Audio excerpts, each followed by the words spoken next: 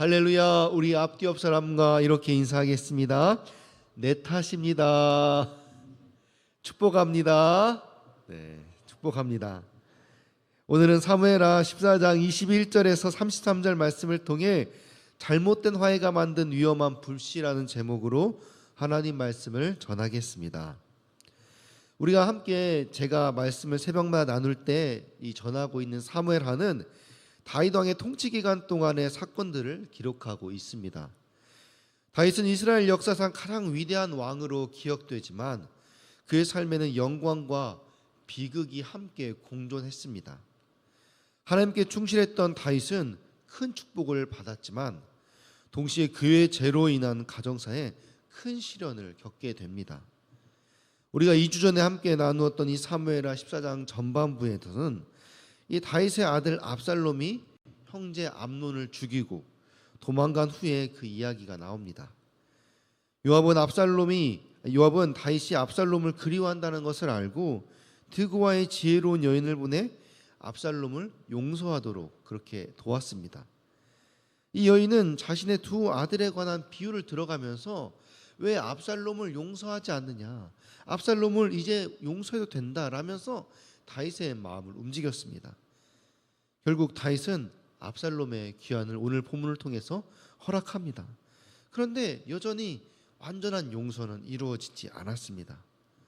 우리가 이런 말씀을 통해서 이런 배경 속에서 이 다윗과 압살롬 이 사이의 복잡한 관계를 살펴보면서 이 다윗의 정치적 판단과 부성의 사이의 갈등, 그리고 압살롬의 야망과 성급함, 이것이 단순한 가족 갈등을 넘어서 결국 이스라엘 왕국의 미래에 큰 영향을 미치는 중요한 사건이 된다는 것을 우리 생각해야 합니다.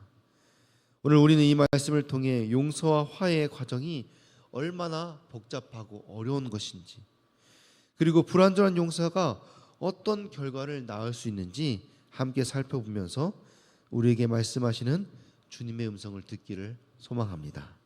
우리 오늘 본문 21절 22절 말씀 같이 읽겠습니다. 시작. 왕이 요압에게 이르되 내가 이 일을 허락하였으니 가서 청년 압살롬을 데려오라 하니라. 요압이 땅에 엎드려 절하고 왕을 위하여 복을 빌고 요압이 이르되 내 주 왕이여 종의 구함을 왕이 허락하시니 종이 왕 앞에서 은혜를 입은 줄을 오늘 아나이다 하고. 아멘. 다윗은 이 드고와 여인의 일이 요압의 계획하였다는 사실을 다 알고 난 후에 어떤 책망도 하지 않고 압살롬을 데려오라고 명령합니다. 암묵적으로 이 압살롬을 용서하여 이 요압의 제안을 받아들인 것처럼 보였습니다.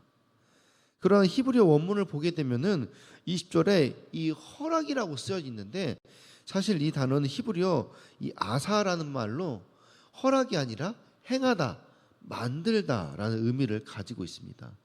해석할 때는 허락한 것처럼 생각하여서 허락이라고 썼지만은 실제로는 다윗이 이 일을 허락한 게 아니라 이 일을 스스로 행하여 스스로 만들어서 압살롬을 데려오게 한 것이라는 거죠. 그러니까 다윗의 의지로 한 것이라는 거예요.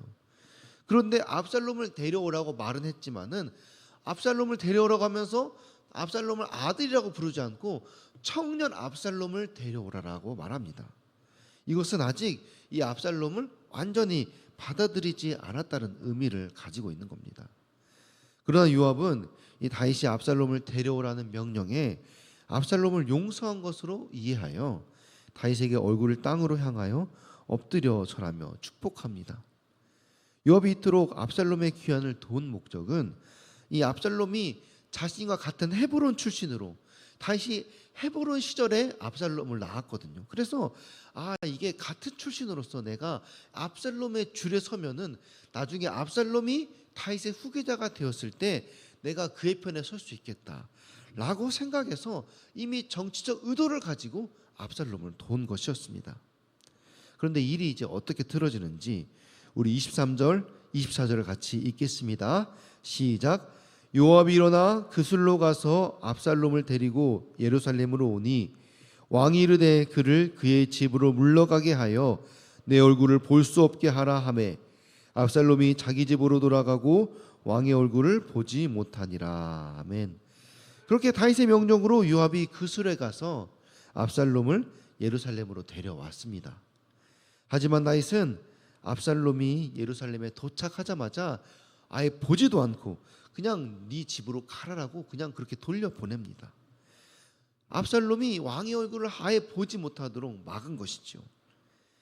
압살롬은 예루살렘에는 도착했지만 왕의 얼굴을 보지도 못한 채 그렇게 자기 집에 머물러야 했습니다.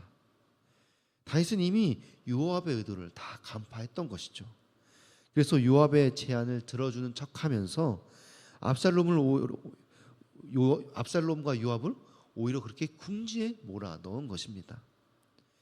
요압은 압살롬을 대하는 다윗의 태도를 보면서 이게 압살롬이 왕의 후계자가 될 가능성이 거의 없다라는 것을 단번에 알아챕니다. 다윗은 압살롬이 왕위에 접근할 수 있는 모든 길을 그렇게 차단해 버립니다. 공평과 의를 펼쳐야 했기에 아버지로서의 이 포옹은 뒤로 미룬 채 2년 동안이나 압살롬의 왕궁 출입을 금한 것이죠. 아버지로서 무정하게 보일지라도 인정에 이끌려 자격 없는 자에게 왕권을 줄 수는 없었기 때문입니다. 우리 25절, 26절 또 같이 읽겠습니다. 시작. 온 이스라엘 가운데에서 압살롬 같이 아름다움으로 크게 칭찬받는 자가 없었으니 그는 발바닥부터 정수리까지 흠이 없음이라. 그의 머리털이 무거움으로 연말마다 깎음으로 그의 머리털을 깎을 때에 그것을 달아본즉 그의 머리털이 왕의 저울로 200세겔이었더라. 아멘. 압살롬이 예루살렘에 돌아오자 백성들이 압살롬의 외모에 반해서 환호성을 합니다. 그래서 압살롬은 이스라엘 가운데 가장 아름다운 자로 알려지기 시작합니다. 발바닥에서부터 정수리까지 그에게 흠이 없었으므로 모든 사람이 그를 칭찬했다라고 성경 기록합니다. 25절에 쓰인 그 아름다움이란 단어는 히브리어 야페라는 말로 주로 여자들에게 많이 쓰이는 단어입니다. 그만큼 남자에게 이 단어가 쓰일 때는 이 그에게 어떤 여성적인 아주 섬세한 외모를 가졌다라는 것을 말하는 것이죠. 특히 압살롬의 외모에서 가장 뛰어난 부분이 바로 머리카락이었어요. 압살롬이 매년 머리카락을 잘랐는데 그 무게가 왕의 저울로 200세겔. 지금으로 한 사람은 약 2.1kg에서 2.3kg 정도의 무게에 달한다고 합니다. 이 고대 시대에는 이 남성의 머리카락은 강한 힘을 상징했습니다. 곧 압살롬은 외적으로는 섬세한 그런 아름다움과 함께 또 남성의 강한 힘을 상징하는 그런 아름다움을 모두 가지고 있었다라는 거예요. 그래서 흠이 없는 그런 아름다움으로 이스라엘 백성들에게 칭찬을 받았다라는 것입니다. 여러분 기억하십시오. 이 사울도 압살롬처럼 그렇게 외모로 출중하게 처음에 사람들에게 인정을 받았습니다. 왕의 자격을 다 갖춘 듯 착각할 정도로 그렇게 가졌다라는 거죠. 그 중에 머리카락이 으뜸이었습니다. 그러나 외모는 결코 왕이 되는 기준이 아닙니다. 그럼에도 백성들은 압살롬의 외모에 주목했습니다. 압살롬을 향한 백성들의 반응은 훗날 압살롬이 일으킬 반란의 불씨가 되고 만 것이죠. 우리 27절 같이 읽겠습니다. 시작. 압살롬이 아들 셋과 딸 하나를 낳았는데 딸의 이름은 다말이라. 그는 얼굴이 아름다운 여자더라. 아멘. 그런 압살롬이 이제 예루살렘에서 아들 셋과 딸 하나를 낳았습니다. 그런데 사무엘하 18장의 훗날에 보면은 이 아들이 압살롬에게 아들이 없음을 한탄하며 비석을 세운 것을 볼 수 있습니다. 이 사실을 비추어 볼 때 오늘 본문에서 지금 딸 하나의 이름만 기록하고 있고 아들 셋의 이름을 언급하지 않은 것을 볼 때 아마도 아들 셋이 모두 일찍 죽었을 것이라고 학자들은 말합니다.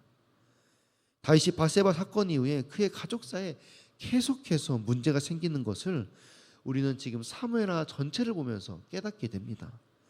마찬가지로 압살롬의 죄는 단순히 그가 다윗에게 버려지는 것 그것으로 끝나는 것이 아니라 결국 그의 가족의 불행으로 찾아오게 되는 것입니다.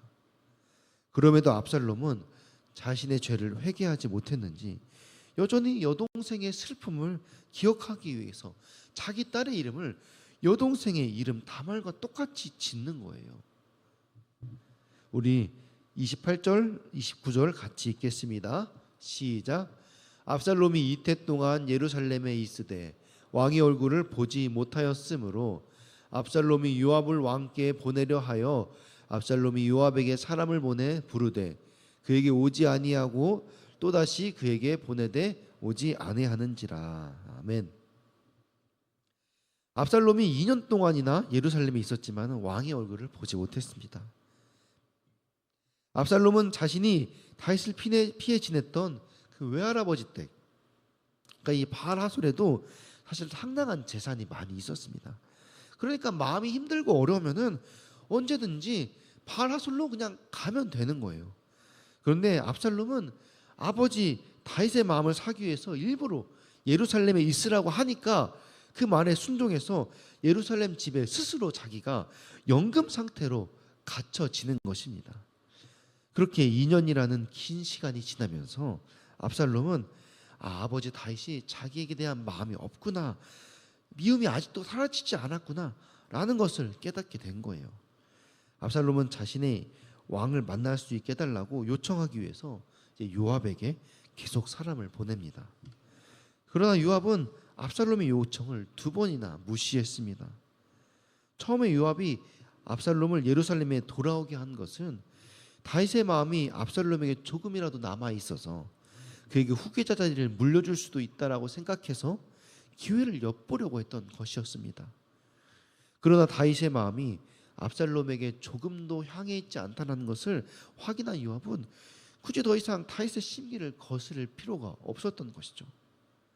그러나 압살롬 입장에서는 이제 마지막으로 이 반역이라는 최후의 카드를 꺼내기 전에 반드시 아버지를 만나서 그 다윗의 마음을 확인해야 됐다는 거예요. 혹시라도 나에게 조금이라도 미련이 남아있으면 거기에 카드를 둘 수 있지만은 그것이 아니라면은 이제 반역의 카드를 꺼내려고 한 것이죠. 그래서 압살롬은 어떻게든 다윗을 만나려고 이제 요압을 다그치기로 합니다. 우리 30절에서 32절 말씀 같이 읽겠습니다. 시작. 압살롬이 자기의 종들에게 이르되 보라, 요압의 발이 내 밭 근처에 있고 거기 보리가 있으니 가서 불을 지르라 하니라. 압살롬이 종들이 그 밭에 불을 질렀더니 요압이 일어나 압살롬의 집으로 가서 그에게 이르되 어찌하여 내 종들이 내 밭에 붓을 질렀느냐 하니 압살롬이 요압에게 대답하되 내가 일찍이 사람을 내게 보내 너를 이리로 데려오라고 청한 것은 내가 너를 왕께 보내 아래게 하기를 어찌하여 내가 그 술에게 돌아오게 되었나이까. 이때까지 거기에 있는 것이 내게 나았으리라 하니 이제는 내가 나로 하여금 왕의 얼굴을 볼 수 있게 하라. 내가 만일 죄가 있으면 왕이 나를 죽이시는 것이 옳으니라 하는지라. 아멘. 압살롬은 종들을 시켜 요압의 보리밭에 불을 질러버립니다. 보리는 밀과 함께 이스라엘의 봄에 추수하는 아주 중요한 곡물이었어요. 그런 보리밭에 불을 질렀다는 것은 지금 이 압살롬이 요압의 재산에 손을 대었다는 거예요. 그러니까 지금 요압을 그 무력으로 어떻게든 막 휘두르려는 것입니다. 압살롬은 필요하면 언제든지 그렇게 극단적인 행동을 할 수 있는 인물입니다. 또 그에게는 이 주인의 명령이라면은 언제든지 수단과 방법을 가리지 않는 그렇게 수행할 수 있는 충성스러운 종들이 그에게 있었습니다. 결국 요압이 압살롬을 찾아와 자기 밭에 불 지른 이유를 물어봅니다. 압살롬이 요압의 집을 찾아가지 않고 결국 끝까지 요압이 스스로 자기에게 찾아오게 만든 것이죠. 이것은 압살롬이 요압보다 더 위에 있다는 것을 과시하기 위한 행동이었습니다. 그러나 이면에는 사실은 불가피하게 스스로 연금 상태에 있다라는 그 명분을 이용한 것도 있었던 것이죠. 그러면서 압살롬은 요압에게 왜 자신을 여기로 데려와서 이렇게 집에 갇혀있게 만드냐라고 그렇게 항의합니다. 이럴 줄 알았으면 내가 차라리 그 술에 남아있는 편이 더 좋았을 것 아니냐. 자신을 간신히 예루살렘으로 데려온 요압에게 이 모든 결과의 책임을 지금 떠넘기는 것이죠. 그러면서 이 문제의 책임을 지려면 그러면 네가 나를 왕의 얼굴을 볼 수 있게 하는 것이다 라고 강력하게 요청합니다. 만약 자기에게 어떤 허물이 있다면은 그것 때문에 왕이 만나지 않으려고 한다라면은 내가 그 허물에 대한 형벌을 받아 죽겠다는 그런 각오까지 밝힙니다. 아직도 압살롬은 자기 죄가 뭔지 깨닫지 못하는 거예요. 우리 33절 같이 읽겠습니다. 시작. 요압이 왕께 나아가서 그에게 아뢰매 왕이 압살롬을 부르니 그가 왕께 나아가 그 앞에서 왕구를 땅에 대어 그에게 절하매 왕이 압살롬과 입을 맞추니라. 아멘. 요압은 어쩔 수 없이 다윗 왕에게 가서 이 압살롬의 뜻을 전했습니다. 죽음까지도 불사하겠다는 그 압살롬의 말에 다윗은 마침내 그를 만나기로 결정합니다. 왕의 부름을 받은 압살롬은 왕 앞에 얼굴을 땅에 대며 절했습니다. 다윗이 요압의 제안을 수락하며 압살롬을 데려오라고 했을 때 요압이 어떻게 했습니까? 땅에 엎드려 절을 했어요. 그런데 지금 압살롬은 땅에 얼굴을 대고 절을 하는 겁니다. 요압보다 더 공손한 태도로 다윗을 아련하고 있는 것입니다. 이 모습에 다윗은 압살롬과 입을 맞춥니다. 하지만 압살롬은 그렇게 다윗과 입을 맞추는 순간 다윗의 마음이 자기에게 완전히 떠났구나라는 것을 단번에 알아차렸습니다. 압살롬의 몸은 예루살렘으로 돌아왔지만 다윗이 압살롬의 죄까지 모두 용서한 것은 아니었던 것이죠. 왜냐하면 여전히 압살롬은 변하지 않았고 회개하지도 않았기 때문입니다. 압살롬은 여전히 자신의 일을 마땅히 여기며 그렇게 생각했던 거예요.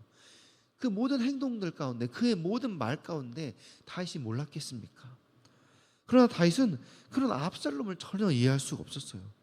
왜냐하면 다윗의 신념이 무엇입니까? 다윗은 복수는 다 하나님께 맡기는 것이 맞다라고 생각하는 사람입니다. 그래서 다윗은 그런 압살롬을 용서할 수가 없었어요. 물론 그의 형 누구죠? 갑자기 생각이 안 나네요.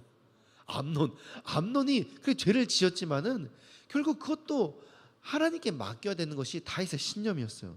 그러나 반대로 압살롬은 이 다윗의 냉대가 서운했던 것입니다. 게다가 자신을 데려온 요압마저 상대해주지 않자 화가 나서 요압의 밭에 불을 저질러 버린 거예요. 이런 압살롬의 그런 성품을 보았을 때 수단을 가리지 않고 원하는 것을 꼭 얻어내고 마는 집요함, 이 모든 것은 압살롬이 나라를 집어삼킬 만큼 위험한 불씨라는 것을 보여주는 것입니다. 다윗은 5년 만에 압살롬을 불러서 그에게 입을 맞추고 아들의 자리를 회복시켜 주었습니다. 그러나 이것이 다윗의 실수였습니다. 압살롬의 마음을 완전히 확인하지 않은 채 너무 일찍 받아준 것이죠. 얼굴을 땅에 대고 절하는 압살롬의 마음엔 아버지는 없고 오직 그 왕자의 자리만 보였던 것입니다. 우리의 삶에서도 마찬가지입니다. 진정한 화해를 이루기 위해서는 단순히 겉으로 보이는 행동의 변화뿐만 아니라 내면의 깊은 변화가 함께 있어야 하는 것입니다. 스스로 자신의 잘못을 진심으로 인정하고 상대방의 입장에서 이해하려고 노력해야 되는 것이죠. 그 안에서 하나님의 지혜를 구할 때 진정한 용서와 화해의 은혜가 임할 줄 믿습니다. 혹시 나에게 압살롬처럼 겉으로만 회개한 척 나의 잘못을 인정하지 못하고 여전히 남 탓만 하며 정죄하는 모습은 없었는지 돌아봅시다. 진정한 회개와 넓은 용서의 마음으로 나에게 맡겨주신 가족, 이웃, 또 일터에서 만나는 사람들에게 그리스도의 향기를 바라는 그런 아름답고 복된 삶이 되어지기를 주님의 이름으로 축원합니다. 아멘. 우리가 이 시간 들은 말씀 기억하며 함께 기도하기를 원합니다. 시간같이 기도하실 때 우리의 삶 속에서 진정한 용서와 화해가 이루어질 수 있도록 단순히 겉으로만 화해하는 것이 아니라 마음 깊은 곳에서부터 변화가 일어날 수 있도록, 또한 우리 안에 압살롬 같은 교만함이 있었다면 연약함을 인정하고 겸손하게 주님 앞에 나아갈 수 있는 지혜와 용기를 허락하여 주시옵소서. 내일부터 진행되는 우리 JDTS와 또 3월 30일 임직식을 통해 예수님의 참된 제자들이 많이 세워질 수 있도록 기도해 주시고, 우리 둔촌동 성전부지 그린벨트를 하나님의 때 하나님의 방법으로 열어주시도록, 또 올림픽파크 보레온 아파트 12,032세대 4만 명의 영혼을 구원하는 일에 우리 교회를 사용하여 주시옵소서. 몸과 마음으로 고통받는 성도님들 치유하여 주시고, 돌보는 가족들을 위로하여 주옵소서. 우리 각조의 기도 제목 위하여서 사랑하는 주님 이름 세 번 부르고 같이 기도하시겠습니다. 주여, 주여, 주여.